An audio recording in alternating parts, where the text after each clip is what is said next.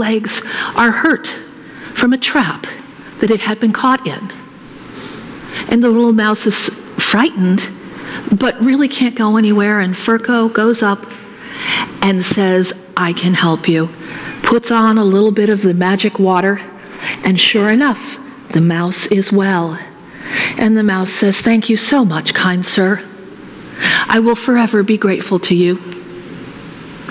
And he continues on, and he looks up because he hears this buzzing, but it's funny buzzing. And it's funny because there's a queen bee who can't fly straight because one of her wings is injured. And so he also helps her.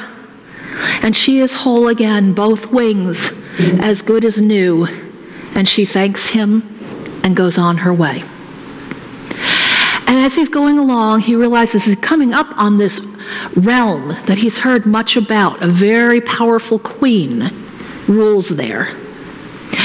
And so he comes along and he thinks, well, I'll go to the court and see what's happening. Maybe there is something that I can do to make my way in this world. And what do you know? As soon as he comes up on it, who does he see? But his two brothers. Now they are shocked and not a little bit afraid because they did horrible things to him. And what if he decides to get them back? Although Furco is not like that, still, all they know is deception. And so instead of taking a chance on that, they go to the queen and they say, we know this fellow. He is an evil magician. You must do something with him before he does something to you. And so she says, I will throw you into the dungeon this instant unless you meet 3 challenges. And she looks at the brothers and she says, well, what do we do for the first one? And they say, let him in one day make a castle more grand than yours. Okay. So he goes out and doesn't know what he's going to do. And he's just looking down and he's shuffling. And he hears a little buzz. And it is that queen bee who was so grateful to him. And she says, what's wrong? He explains his situation to her. And she says, oh, I am so happy. I have the opportunity to do something for you now. And she says, don't worry. Come back at sunset. All will be well. And so he's nervous, but he does as instructed. And he, along with the queen and his brothers and the rest of the court, go out. And what do they find? But the most beautiful castle, made all of flowers. Roses for the roof, morning glories for the walls, tulips around the doors and the windows. It is astonishingly beautiful. And the queen cannot deny that. But she's angry. And so she looks at the brothers and she says, all right, what's his second challenge? And they whisper to each other for a moment. And they say, well, the harvest is in, all the corn is lying around the kingdom, but it has not yet been gathered together. Let him, in one day, gather all of the corn. And if he leaves one ear behind, then that's it. Life imprisonment, throw him into the dungeon. And he says, okay. And he goes out, and he just doesn't know what to think. And he looks up and he sees that wonderful, adorable little mouse hopping along very happily now with all 4 feet in good shape. And the mouse says, what's wrong? And he explains his situation. And they say, oh, don't worry about that. I will take care of it. You just relax, and at sunset, come over to that hill, bring everyone with you, and you will see that it's done. Well, this time, he's not quite as nervous as he was the first time because he knew it worked before. And so, at sunset, he and the queen and the two brothers and the rest of the court go out to that hill. And what do you know? They see every single ear of corn from the entire realm there. And not just there, but built up into a huge pyramid. And with that corn, it just looked golden, a big golden pyramid. And so again, the queen could not deny that he had met the challenge, but she was getting more frustrated and more angry. And so she looks at the brothers and she says, last chance. You give him one more challenge. And they say, well, okay. Tell him to gather every single wolf in the entire realm before sunset and have them out in that field. Every single wolf. If he misses even one, throw him in the dungeon. And so he goes out and he's wondering what he's going to do. And you know what happens. Sure enough, the wolf who he had helped earlier, who is now well and happy and hoping for an opportunity to do a kindness for the man who helped him, comes along, asks what the problem is. Furco explains his situation. And he says, don't worry about it, don't worry. Come back just before sunset. Meet me here, and we'll take care of it. And now you'll have to wait for the next part of the story to see if that works.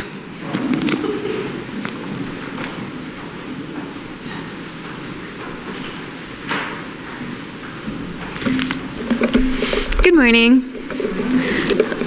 My name is Maya Johnson. I am a youth member of this congregation, and it is my pleasure to welcome those here in the sanctuary and those joining us online to worship this morning. In order to reach a wider community than those able to be physically present on Sunday morning, we record and live stream portions of the service. For more information about these videos, please look in your order of service. Before I continue, let me remind you to silence your cell phones. As Unitarian Universalists, our spiritual paths vary, but in this congregation, we have made a covenant together. We affirm our interdependence, celebrate our differences, and work for justice. We deepen our relationships as we create a compassionate, welcoming community, nurture spiritual growth, and act on our values in the broader world. I want to extend a special welcome to visitors worshiping with us this morning. We ask you to wear the paper name tags because it helps us to get to know you better. If you are seeking a spiritual home, we hope that you may find it here. Whether you are new to Unitarian Universalism or visiting from another UU congregation, we invite you to stop by the welcome table after the service to have questions answered. People become members of this congregation by signing the membership book and supporting the church with their time and finances. If you're considering joining the church, please talk to our membership coordinator, Lori Stevens. Following the service, we hope everyone will enjoy coffee and fellowship in the social area, where you will also find information about current opportunities for engagement and reflection. There are a number of announcements in your weekly bulletin, which I hope you will take home and read. Here's another one from the Holiday Craft Fair and Poinsettia Sale. The 7th Annual Craft Fair and Poinsettia Sale is this Saturday, December 2nd, 9 a.m. to 4 p.m. This annual church fundraiser features a variety of arts and crafts from original artists, including the yearly pressed flower table, so get a start on your holiday shopping. More information can be found on the Fund website at thefund.org. Thank you.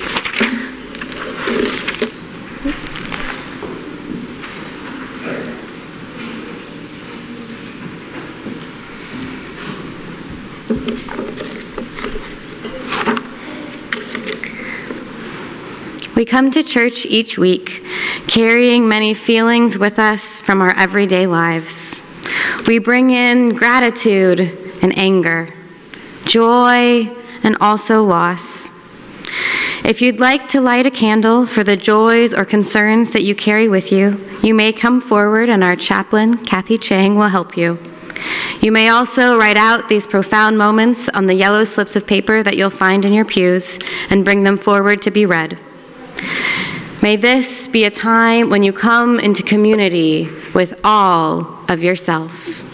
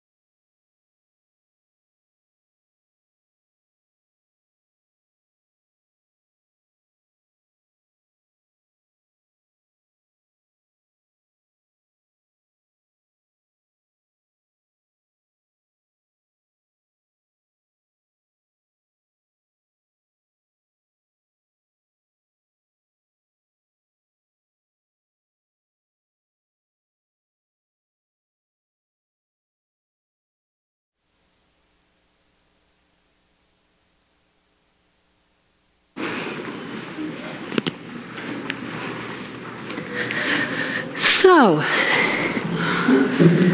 last time we saw Furco, he had talked to his friend the wolf, who had told him, don't worry. And he had seen 2 times now that he had not needed to worry. But he was still a little anxious, naturally. And so, as sunset started coming, he came out to the field to meet his friend as they had agreed. And behind him were coming the queen and the brothers and all of the court. And his wolf friend said, get on my back and just hold on. And so he did, and the wolf went off, and over the hill came hundreds and hundreds of wolves. Big wolves, small wolves, old ones, young ones, families, siblings, aunts, uncles. It was a huge community. Clearly, they had built some strong bonds. And so they all came down together, and on his wolf friend, they came around in front of this big community of wolves. And the queen looked, and she says, well, that's it. He met 3 challenges. And she doesn't know what to do. She's still furious. And then she notices the wolves are moving forward. Slowly, slowly, a little faster. And then they are running. And she looks at them and she's scared to death, and the brothers are scared to death, and everyone in the court is like, ah! And they turn and they run. And it was a pretty funny sight if you think about it. The queen with all these royal robes and her high heels running. The brothers each pulling the other one back and trying to get in front of them.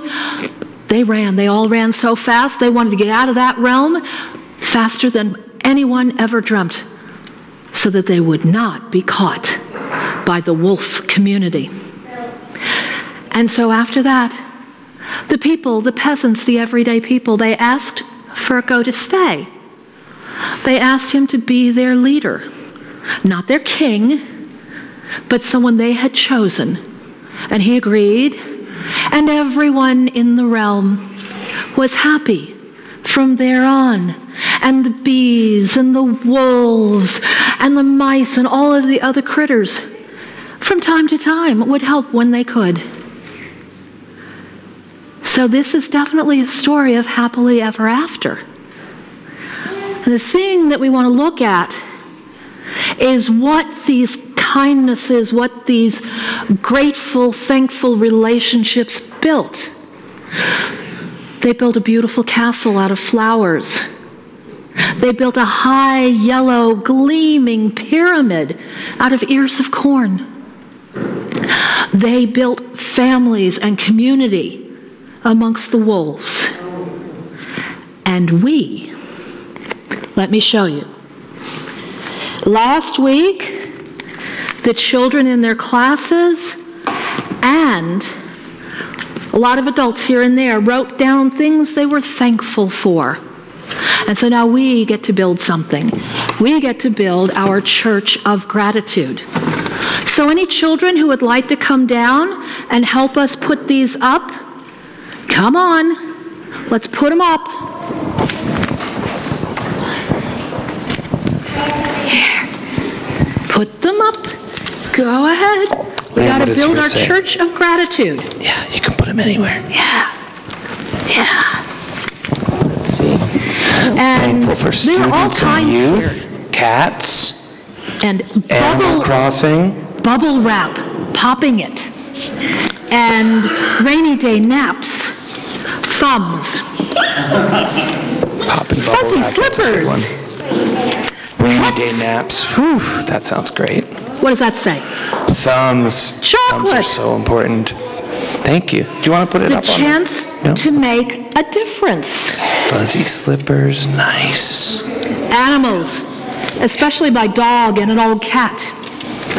Thank you. Evelyn, you know what you get?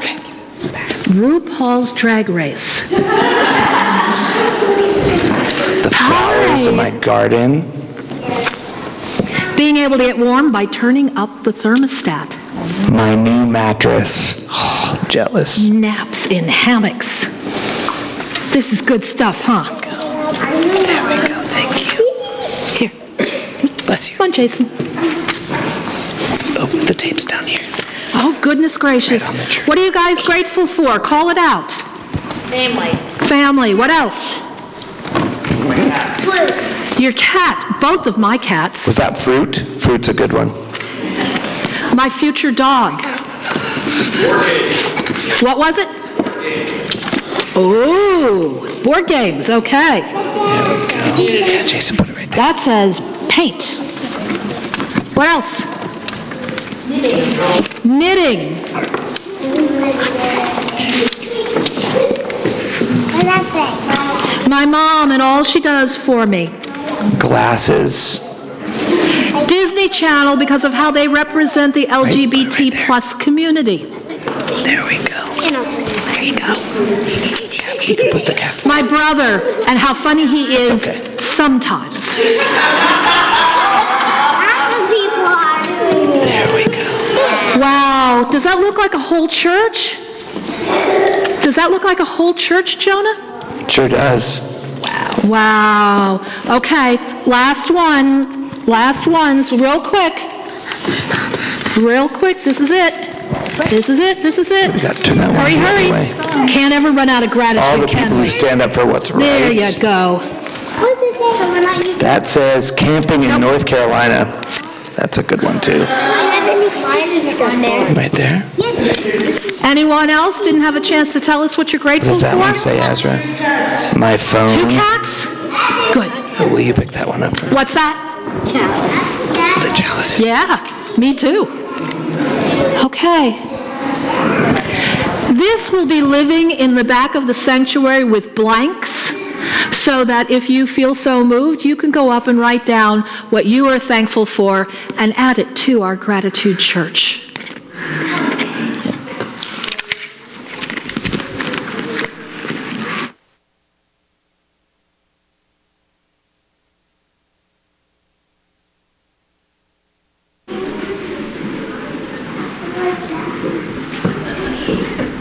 Okay, you stand here.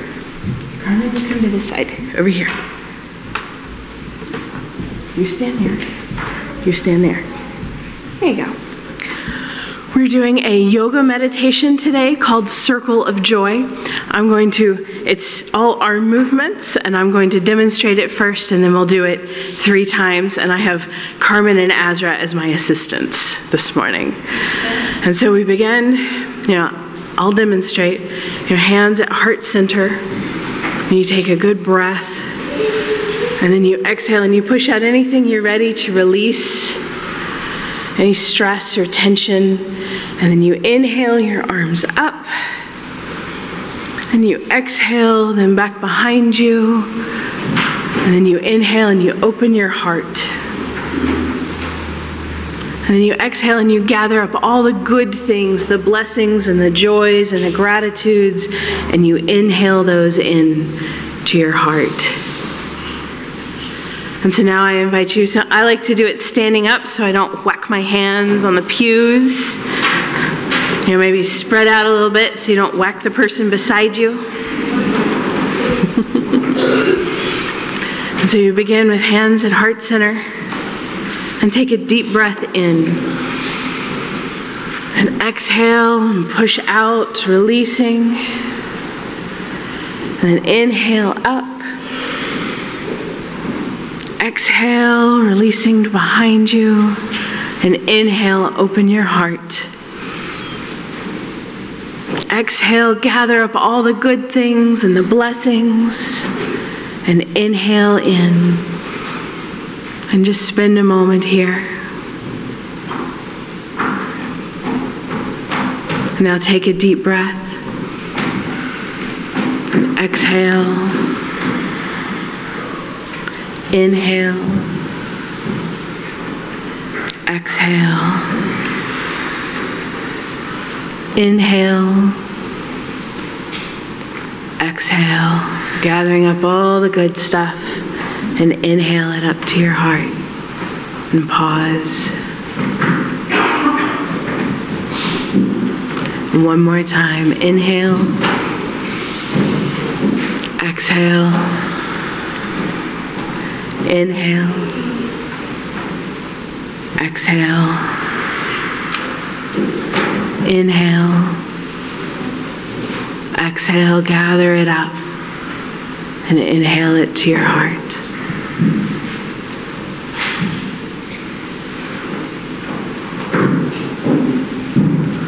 Thank you. You may be seated. Okay, kiddo.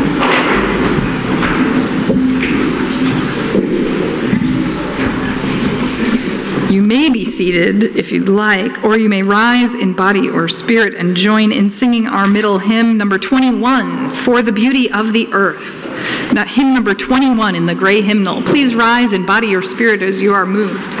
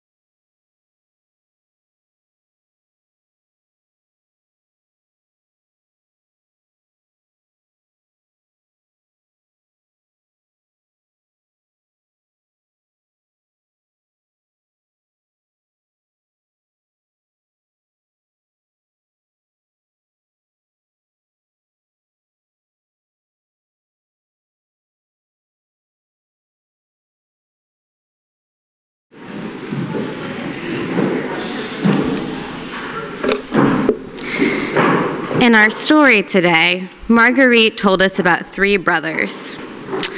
Now, 2 of these brothers were not very nice. In fact, they were downright mean to their little brother. They stole from him, they hurt him, they told lies about him.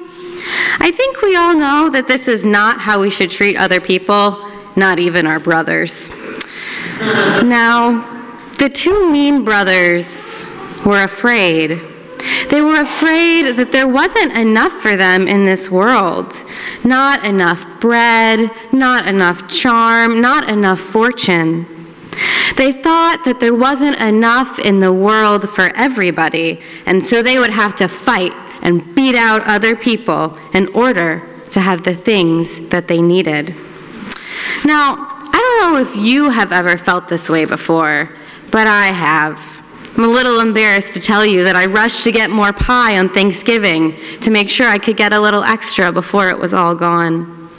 That sometimes we can become competitive when we could just work together. It can be easy to feel like there is not enough to go around, and so we have to look out for ourselves. But there's a problem here. When we do this, when we think we only have to look out for ourselves, we are not just hurting other people, who we are not sharing with, we're also hurting ourselves. When we think that there is enough and we all work together, then that means that there are other people or animals who are helping us. When we think that there is not enough and we have to only help ourselves, then there's no one on our team, kind of like the two fearful brothers who didn't want anyone on their team. Do you think that you guys want a whole community helping you out? Or would you rather just be by yourself? Now, for a little while, it seemed like the mean, fearful brothers' plan was working. They stole their brother's bread, and then they weren't as hungry. They hurt him and slowed him down, and then they got to the kingdom first. And then they were able to use that extra time to convince the queen that Furco was evil and not to be trusted. But their plan didn't work for very long. The older brothers, filled with fear, turned the world into what they feared it was. They had believed that there wasn't enough space in the kingdom for all three brothers to succeed. They thought they had to beat out their brother in order for there to be enough. And then, when they pitted themselves against their brother, when they had a big public challenge, they made it so that all three of them couldn't remain in the kingdom. Now, we can see that Furco saw things differently. He didn't try to keep everything for himself. In fact, he shared. And he shared not just because it was easy. He shared after having been hurt and stolen from. He could have easily just kept all that magic water for himself. He could have said, "What if I get hurt again and I need it?"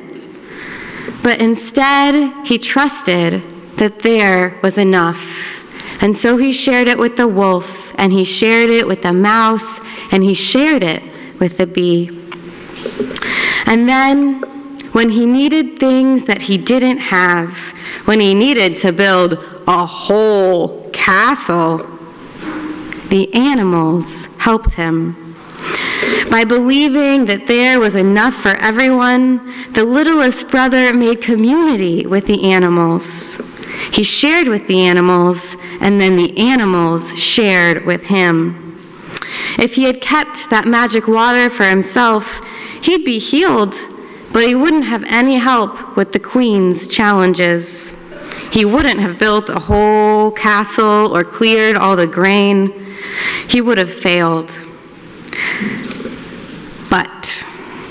But because he was part of a community, he didn't have to do it all by himself.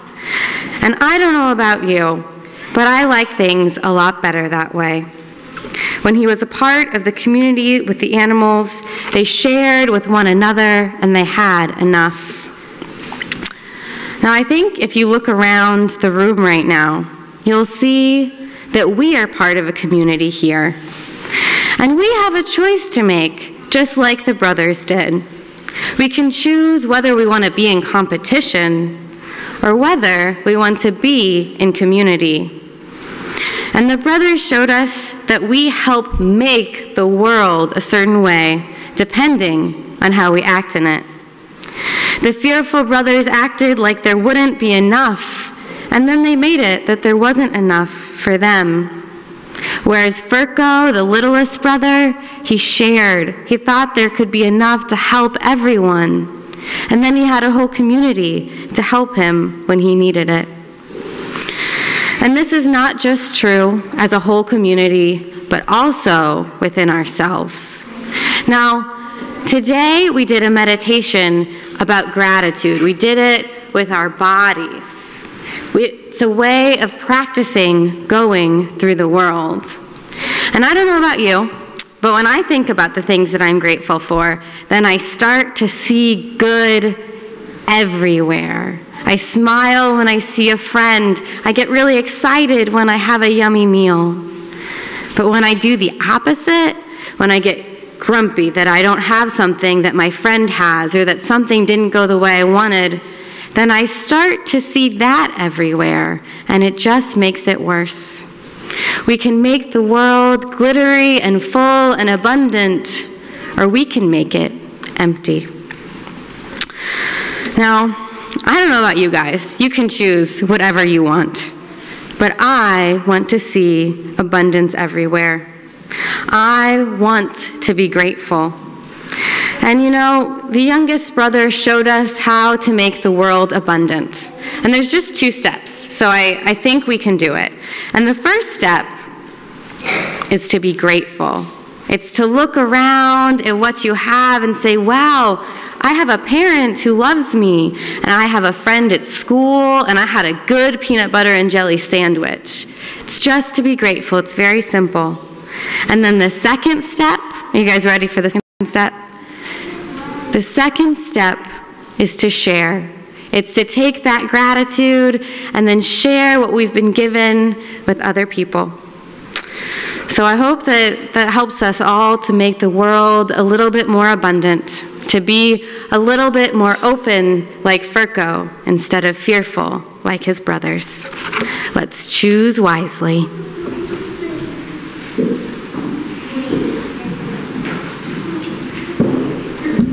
Please rise in body or spirit and open the turquoise hymnal to number 2010. Sorry, 1010. 1010. I'm on to the next.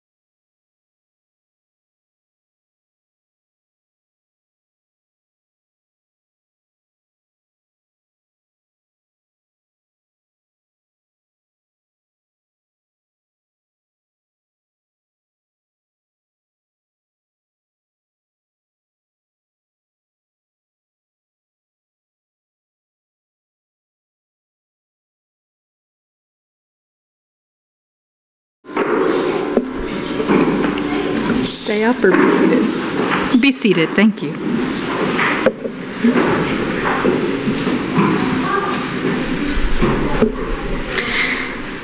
Today, we recognize and honor our abundance by giving what we have and knowing that we always have something to give. So let us celebrate our abundance with the ritual of sharing bread together. In both the tradition of our ancestors and many faiths, a new ritual celebrating the abundance of our beloved community gathered here together. There are 4 bread stations throughout the sanctuary, here, there by the door, and 2 in the back, and they both have regular and gluten-free bread. At this time, you may come forward, take a piece of bread shared from a larger loaf, just like our larger community. May it be so.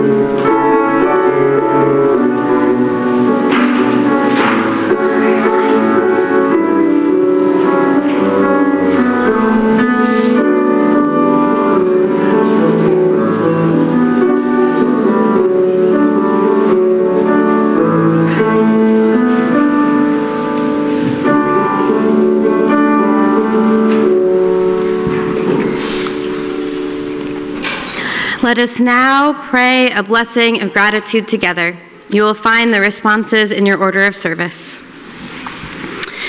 The earth brought forth grains from tiny seeds.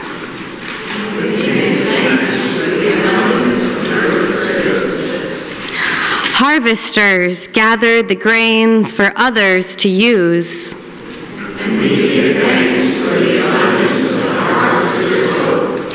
Bakers kneaded the flour made from those grains and baked the bread.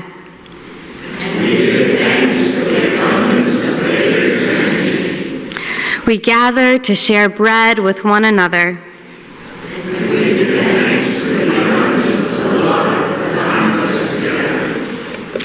After the service today, we will share our abundance with our bird and animal friends by taking the leftover bread to share out on the lawn by the playground. I invite those of you who wish to join, including children, to come out and help us share our abundance.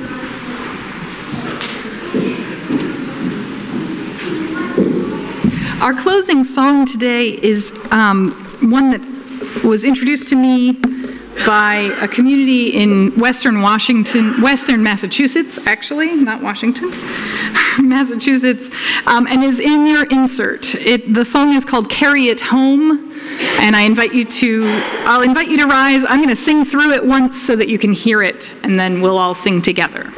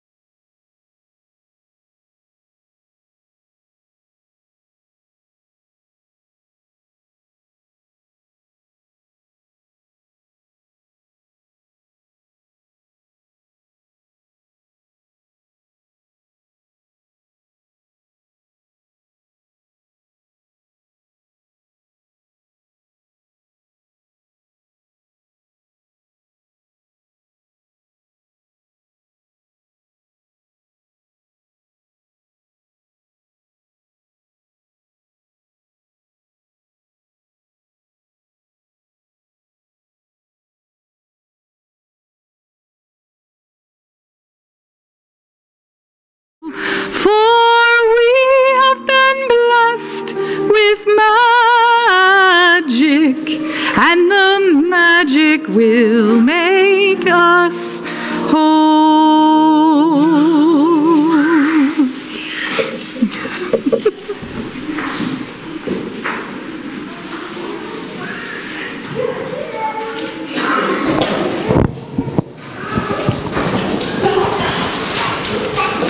The words to the chalice extinguishing can be found at the bottom of your order of service. Extinguish this flame, but not the light of truth, the warmth of community, or the fire of commitment. These we carry in our hearts until we are together again.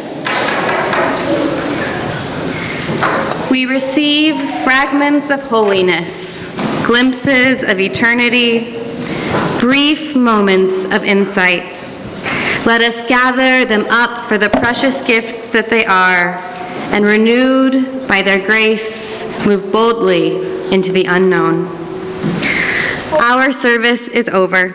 Those of you who wish to begin your service in the world anew by sharing abundance with their animal friends may join me as I share the feast outside.